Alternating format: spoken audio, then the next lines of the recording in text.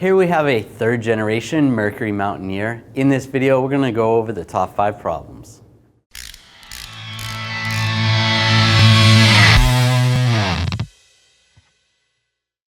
Number 1, the front hub assemblies. You may notice while you're going down the road that you hear a helicopter noise or it sounds like a jet plane, especially when you're turning back and forth, you'll notice it come in and out.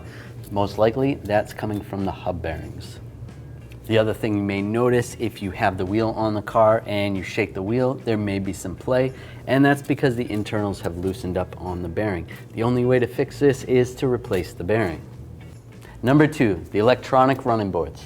Not all these vehicles have the electronic running boards, but if you have them and over time you live in an area where there's a lot of salt and sand, you're gonna have problems. These hinges are gonna corrode and cause these running boards to stay down. And even the motors will get sand and debris in them, and then they're not gonna work. The only way to fix this really is to take them all apart and lubricate all the components. If it gets corroded to the point where you can't clean them, you're gonna have to replace the whole thing.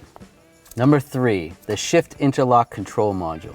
Now that's part of the shifter assembly. If you remove all these pieces, you can access that module. And one of the symptoms you're gonna find when you go to shift the car out of park, it's not shifting out of park.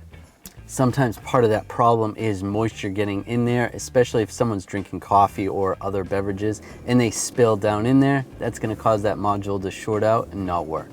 Number 4, the heater control actuator and the heater control actuator door. So you may notice while you're driving and you have the heat on, you go to turn it down and the heat is stuck in the on position, or you hear this clicking noise coming from the dash. If you hear the clicking noise, most likely it is the heater control actuator and it needs to be replaced. If you go to replace that actuator and it still is stuck on heat, that door is probably what's stuck.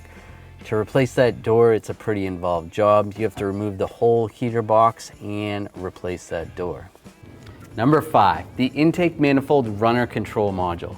Now it's located on the back side of the intake.